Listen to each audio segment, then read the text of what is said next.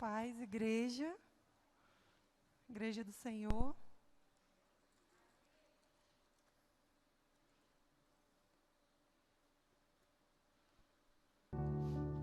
Vamos abrir a nossa Bíblia em Atos, capítulo 5, né? Dando continuidade à leitura da palavra, né? Fazer aqui uma oração para iniciar muito rápido. Senhor meu Deus, neste momento eu te dou graça, porque eu sei que a tua misericórdia é que tem nos guardado, é que tem nos livrado de todo mal, e eu sei que até aqui é o Senhor que tem nos sustentado. Senhor, eu entrego a tua casa, Senhor Deus, a tua igreja, a minha vida, Senhor, diante do teu altar. Cuida, Senhor, dos irmãos também que estão em casa, Senhor, online, que tu venha visitar, Senhor Deus. Se neste momento tem alguém, Senhor, necessitado, que o Senhor venha suprir, Senhor Deus, a necessidade de cada um. Eu entrego a palavra, Senhor, nas tuas mãos. Senhor, que eu venha diminuir, o Senhor venha crescer através de mim, Senhor. Que toda a honra e glória seja dado a Ti. Eu creio no poder da Tua palavra, Senhor. E eu sei que a Tua palavra é vida para as nossas vidas.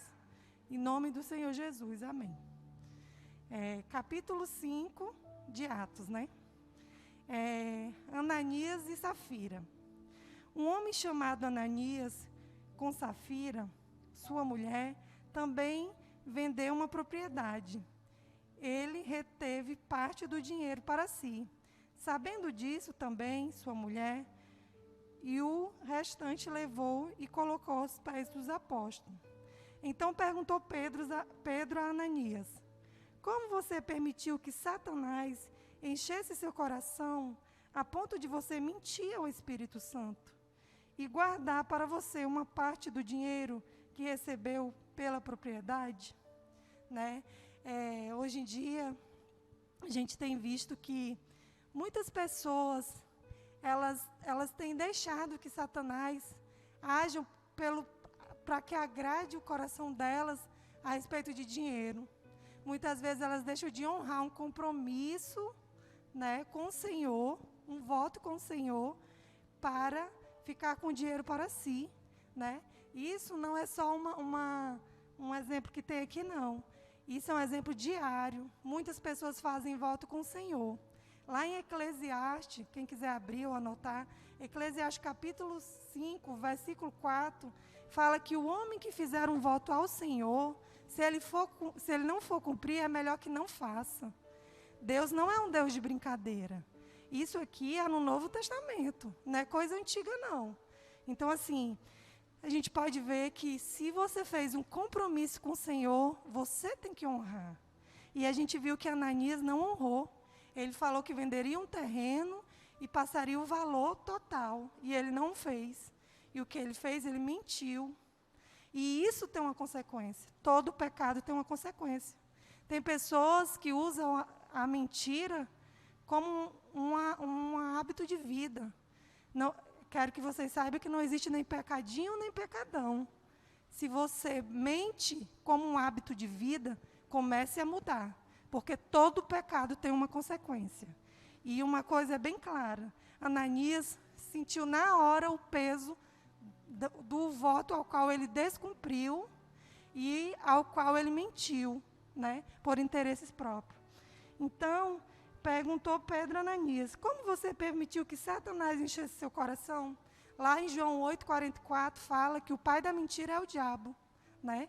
E quem pratica as obras deles é o quê? Dele é o quê? Filho dele. Então, que nós venhamos ter sabedoria diariamente, né? Tem irmãos ou pessoas mesmo, né? Eu acredito que aqui não tem esse tipo de pessoas. Mente como se fosse uma coisa normal. E nós não podemos fazer isso. Nós temos que ser exemplo. A mentira não pode fazer parte da nossa vida, de hipótese alguma. E tem gente que ainda fala assim: é só uma brincadeira. Não existe isso. Nós somos cristãos, nós somos diferenciados. A Bíblia fala que nós somos o sal da terra. E se eu sou o sal da terra, eu tenho que mostrar que eu sou realmente o sal da terra. Então, não devemos praticar a mentira, e muito menos a injustiça, né? Ela não... Aí ele fala assim, perguntou para Ananias, né? Aí ela não pertencia a você Pedro falou para ele. E depois de vendido o dinheiro, não estava em seu poder. O que levou a pensar em fazer tal coisa? Você não mentiu aos homens, mas sim a Deus. Muitas pessoas mentem e acham que ninguém está vendo. Saiba que o principal está vendo, que é o Espírito Santo de Deus. Principal. Não existe brincadeirinha, não. Seja uma pessoa sábia, para que depois você não venha experimentar das consequências das suas falhas. Ouvindo isso, Ananias caiu morto. Grande temor apoderou-se de todos os que ouviram o que tinha acontecido. Então os moços vieram, envolveram o seu corpo, levando-o para fora, e o sepultaram. Ou seja, ele morreu. Consequentemente, ele morreu. Aí você, nossa, que Deus... Ele é o nosso Deus, é o mesmo Deus dessa época. Não brinquem com Deus. É a mesma coisa que eu falo com pessoas que começam um voto e não terminam. Todo voto tem uma consequência. Não brinquem. Não brinque de ser cristão, porque Deus, ele não brinca de ser Deus. E ele é juiz justo. E se ele é um juiz justo, pode ter certeza que a balança dele nem vai pender para um lado nem para o outro, vai ser justa.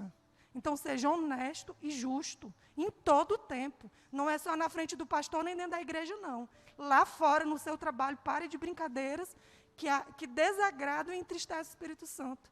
Porque o Espírito Santo se entristece com as nossas falhas. Então, vigie. Vigie fora, vigie dentro. Onde quer que você vá, seja exemplo, seja espelho, para que você não venha cair nos seus próprios erros. Cerca de 3 horas mais tarde, entrou sua mulher, sem saber o que havia acontecido. Pedro lhe perguntou, diga-me, foi esse o preço que vocês conseguiram pelas propriedades? Respondeu ela, sim, foi esse mesmo. Ou seja, mais uma mentirosa, né? Ou seja, mais uma que vai sofrer a consequência da mentira e da falha, né? E não cumpriu o voto. Pedro lhe disse, por que você entraram em acordo para tentar o Espírito do Senhor? Veja então, à porta os pés dos que sepultaram seu marido, e eles levarão também. Ou seja, assim como foi levada Ananias, Safira também foi levada morta, pelas mesmas pessoas, porque errou e porque falhou. Então vigiem, não brinquem com Deus. Não brinque. Brinque com qualquer pessoa, mas não brinque com Deus. Porque tudo tem um preço. Com Deus não se zomba e com Deus não se brinca. Né? Todas as pessoas que ousaram brincar com Deus sofreram consequências muito severas. E esses aqui é um exemplo que a gente consegue ver assim, praticamente a olhos nus, né? Porque eles morreram no ato já. E Pedro lhe disse, por que você entraram em acordo para tentar o Espírito Santo? No versículo 10, naquele mesmo instante, ela caiu morta aos pés dele. Então os moços entraram, encontrando a morta, a levaram à sepultura ao lado do seu marido. E grande temor apoderou-se de toda a igreja e de todos que ouviram falar desses acontecimentos. Os apóstolos curam muitos doentes. Aqui a gente vê assim, um pouco o livro de Atos, ele é mais assim, os atos dos apóstolos, né? Assim, todas as atitudes que principiaram, né, o evangelho estão aqui no Atos de Apóstolos, principalmente dos apóstolos, principalmente Pedro e Paulo, né? E aqui começa a falar as grandezas que o Senhor fez através da vida de Pedro. O apóstolo realizavam muitos sinais e maravilhas no meio do povo. Todos creram, costumavam reunir-se no pórtico de Salomão. Pórtico, eu estava vendo o significado, significa porta monumental, ou seja, a entrada do templo, que eram lugares feitos com colunas monumentais. Então, aqui fala assim, todos, dos demais ninguém ousava juntar-se a eles, embora o povo tivesse em alto conceito, em número cada vez maior, homens e mulheres criam no Senhor e lhe eram acrescentados de modo que o povo também levava os doentes às ruas e colocava em camas e macas, para que, pelo menos, a sombra de Pedro. Olha que coisa gloriosa, né, gente? E aí eu me veio assim a pensar, né? O que será diferente de hoje? Será que o Deus que agia antes não age hoje? O Deus que agia antes, ele age hoje. Ou seja, você é um servo. Você pode olhar o histórico de vida de Pedro. Nós não somos diferentes deles. Nós somos filhos do Senhor. Então, nós temos autoridade. Sabe por quê? Porque não é no nome da Salete que eu curo as pessoas. Não é no nome da Valéria nem do pastor Demils. É no nome de Jesus. Quando eu entendo isso, não tem nada que possa me parar. Se eu colocar a mão sobre o enfermo, ele vai ser curado não pela Salete, mas por Jesus. Quando eu entendo isso, eu começo a colocar em prática tudo aquilo que o Senhor ensinou. Isso é a fé. Eu digo, Senhor, eu sei que a obra não é minha, não é por merecimento meu, mas é pelo poder do Teu nome. É pelo poder do Teu nome que eu vou orar e as pessoas vão ser curadas. É pelo poder do Teu... Senhor, a minha sombra, se eu passar, as pessoas também podem ser curadas. Porque o Deus não mudou, é o mesmo. É o mesmo. Basta você acreditar e você saber que não é você, é o Senhor. É o Senhor. E Pedro foi um exemplo muito, muito clássico para a gente, porque ele realmente, ele sentiu e ele fez conforme o Senhor mostrou para ele, né? E assim, afluíam também multidões das cidades próximas a Jerusalém, trazendo os doentes. Vocês imaginam, é tipo hoje, às vezes a gente, tem pessoas que escutam, tem uma pessoa que vai ali, que ora, aí vai aquele monte de gente para uma pregação e não sei o quê, né? Mas a gente tem que entender que a gente também tem essa autoridade, porque a autoridade está no nome, não na pessoa, está no nome de Jesus. O Senhor não deixou de ser Deus, Ele continua sendo Deus, né? Então, basta nós crermos nisso e ter a convicção. Lá ainda no versículo 17 do capítulo 5 de Atos, os apóstolos são perseguidos. Então, o sumo sacerdote e todos os seus companheiros, membros do partido dos saduceus, ficaram cheios de inveja. Por isso, mandaram prender os apóstolos, colocá-los numa prisão pública. Mas, durante a noite, um anjo do Senhor abriu a porta do cárcere, levou-o para fora e disse, dirijam-se ao templo e relatem ao povo toda a mensagem desta vida. Ou seja, vocês imaginam, dependendo de como está a tua intimidade com o Senhor, tem gente que se vê um anjo faz correr com medo. E não é para ser assim, gente. Porque se você busca, se você ora, se você lê a palavra, você sabe que isso te acompanha. Você não pode ser diferente. Você não pode estar tão longe do céu assim, de você ter a ponto de, se você vê um anjo ou vê alguma coisa, uma experiência assim, você ter medo, você querer correr. De jeito nenhum. Aí, ao amanhecer, continuando no versículo 21, ao amanhecer, eles entraram no pátio do templo, como havia sido instruído, e começaram a ensinar o povo. Quando chegaram, o sumo sacerdote e seus companheiros convocaram o sinédrio, toda a assembleia dos líderes religiosos de Israel, e mandaram buscar os apóstolos na prisão. Todavia, ao chegarem à prisão, os guardas não os encontraram ali. Então voltaram e relataram, encontramos a prisão trancada, com toda a segurança, com os guardas diante das portas. Mas quando as abrimos, não havia ninguém.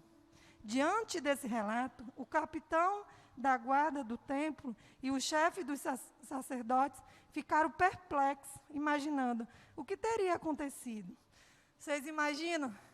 Isso para um anjo não é nada. Ele entrar dentro de uma prisão, tirar todo mundo lá de dentro e continuar tudo trancado, não quebrou nada, não extraviou nada.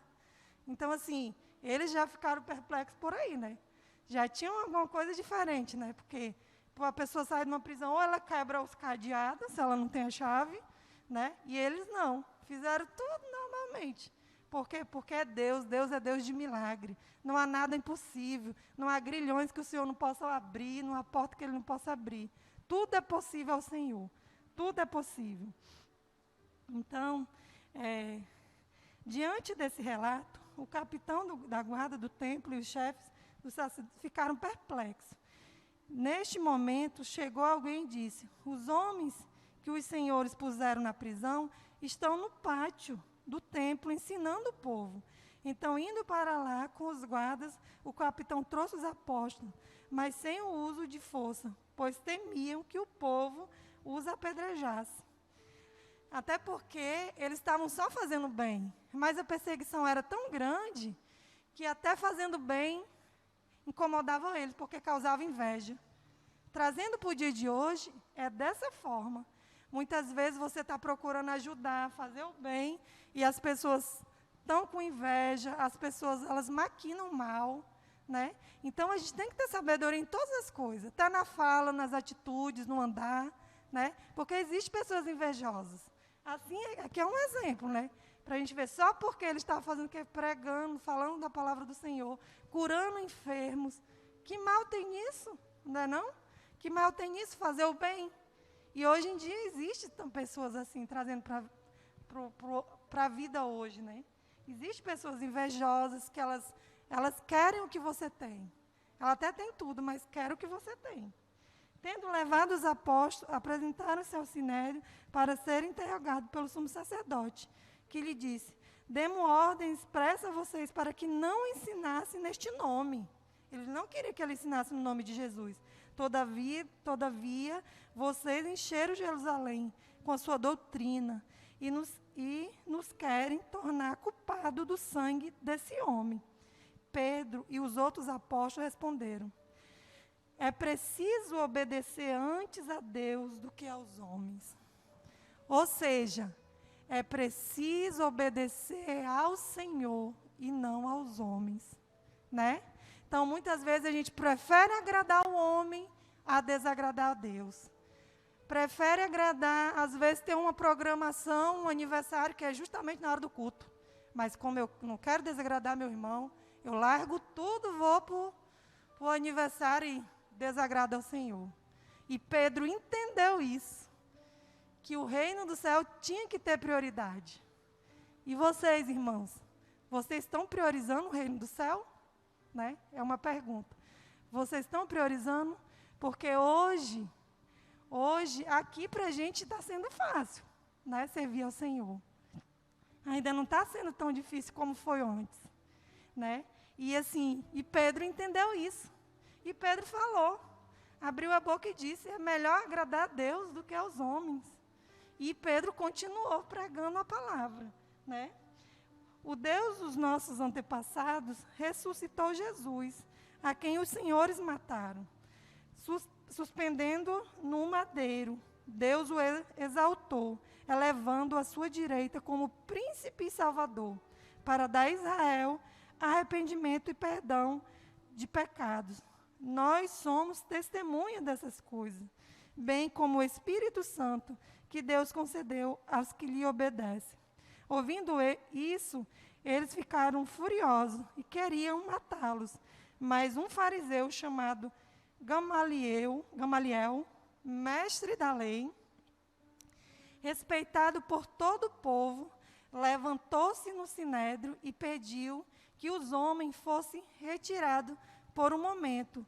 Então lhe disse: israelita, considere cuidadosamente o que pretende fazer a estes homens. Há algum tempo apareceu Teudas. Quem era Teudas? Teudas foi um rebelde sem causa, que tinha muitos seguidores. Aqui a Bíblia fala de 400 seguidores. E ele teve consequência, porque se ele foi contra a vontade de Deus, o povo de Deus, com certeza ia ter consequência. Então, aqui fala, ele fala sobre Gamaliel, fala sobre Teudas, né? O que aconteceu com ele? Reivindicando ser alguém e cerca de 400 homens se juntaram a ele. Ele foi morto. Todos os seus seguidores se dispersaram e acabaram em nada. Ou seja, ele era um rebelde sem causa, né? Ele era uma pessoa que desagradou o coração de Deus e ainda arrastava muitas pessoas, né? Porque 400 pessoas não é pouca gente. Aí apareceu Judas, o Galileu, que liderou um grupo em rebelião. Ele também foi morto e todos os seus seguidores foram dispersos. Portanto, neste caso, eu aconselho, deixe esses homens em paz e soltem-nos se o propósito ou a atividade deles for de origem humana, fracassará. Se proceder de Deus, vocês não serão capazes de impedi-los. Oh, glória a Deus! Pois se acharão lutando contra Deus. E quem lutará contra o Senhor, né? Quem ousará? Quem se levantará? Ai de quem se levantar, né? E esse homem aqui, que com certeza não tinha nenhum tipo de entendimento, nenhum tipo de entendimento cristão, né? Espiritual, ele foi impressionante, assim, como Deus usa quem Ele quer, como Ele quer, na hora que Ele quer, né? No tempo dele. Então, Gamaliel foi, assim, a boca do Senhor para convencer que eles não eram para eles morrer, não. Porque, senão, isso ia gerar uma consequência. Porque se ele fosse...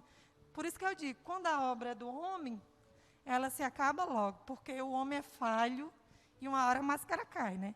Mas quando a obra é de Deus, é Deus que sustenta, é Deus que guarda, é Deus que derruba, é Deus que levanta, é Deus que fortalece.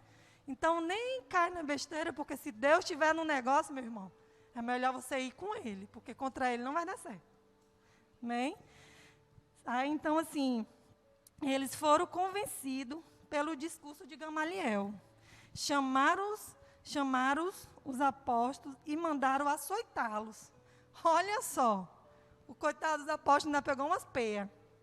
Ou seja, hoje está tão fácil servir o Senhor, né? Ninguém anda apanhando para pregar o evangelho, ninguém anda apanhando para vir para a igreja. Acaba vem se ele quiser, se não quiser, pode ficar lá, né? Só que assim, cada atitude gera uma consequência, né? Cada um tem a sua livre escolha, né? E para a honra e glória do Senhor, a gente não precisa apanhar para estar na presença de Deus. Não sei daqui para frente como será, mas até hoje, né, ninguém está apanhando, pelo menos aqui no Brasil, né? A gente pode falar assim. Sei que em lugares fora já tem cristãos que estão sofrendo já há muito tempo, né? E, para encerrar, né?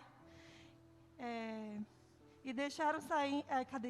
E depois ordenaram que não falassem no nome de Jesus e deixaram sair em liberdade. Os apóstolos saíram no sinédrio alegre. Oh, meu pai! Só Deus mesmo, né? Depois de umas peias, e o cara ainda saiu alegre. Só Deus estando no negócio. Porque eles sentiram honrados porque foram humilhados. Realmente, né, gente? Foi por uma justa causa, porque se é o nosso mestre, se a gente não fizer tudo que ele já fez por nós, né? Que adianta, né, dizer que é cristão? Quantos embates, quantas discussões, até muitas vezes briga por causa do nome do Senhor, porque a gente crê, né, e a gente sabe da verdade.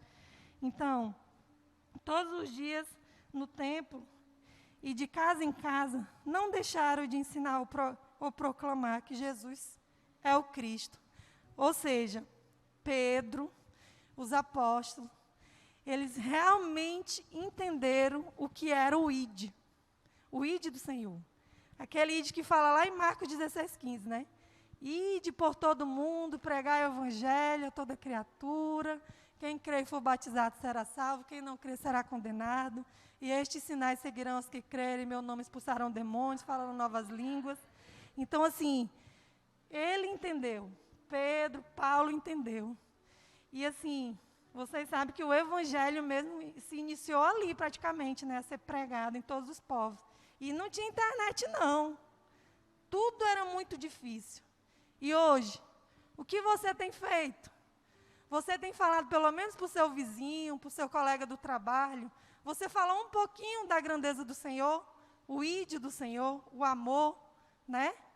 Então, faça a sua parte, porque antes ele não tinha nem os recursos que nós temos hoje. E eles fizeram com grande honra o chamado e cumpriram o propósito ao qual Deus colocaram ele na terra. Então, peça para o Senhor para você estar no centro do propósito dele. Não seja mais um.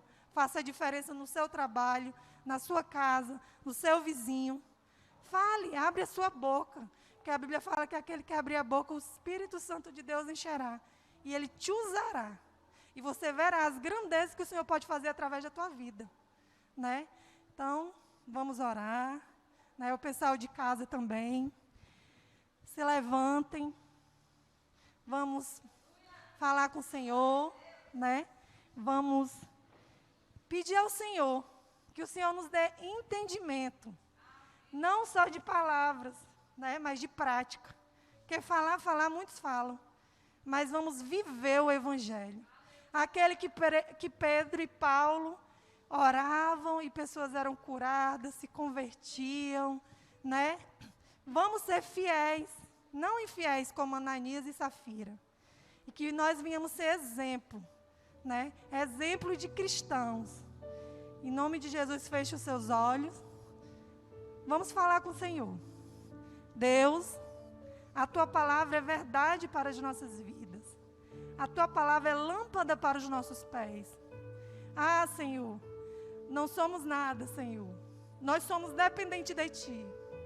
Espírito Santo, o Senhor é que faz a obra. O Senhor que visita cada um nas suas casas nesse momento. O Senhor que leva a cura neste momento. Senhor, pessoas estão necessitadas neste momento de um refrigério que vem do alto, Senhor. Um refrigério que vem do alto, Senhor. E eu sei que vem de Ti. Espírito Santo, a Tua palavra fala, Senhor, que onde estiver 2 ou 3 reunidos em Teu nome, ali Tu estás presente. E eu sei que o Senhor está aqui. Tão certo como o ar que eu respiro, o Senhor está aqui. E eu creio, e eu sei que muitas coisas irão acontecer, porque só é o início das grandes maravilhas que o Senhor vai realizar. Deus, começa a visitar cada coração, em cada casa, Senhor, cada família, Espírito Santo. Começa, Senhor Deus, a tocar nos corações. Vai tirando, Senhor, as impurezas. Vai tirando, Senhor Deus, toda a angústia, o medo, a tristeza, a dor. Senhor, somos dependentes de Ti, Senhor. Nós precisamos de Ti. Neste momento, meu Pai, toca, Senhor Deus, em corações aflitos, Senhor. Em pessoas que estão a ponto de desistir.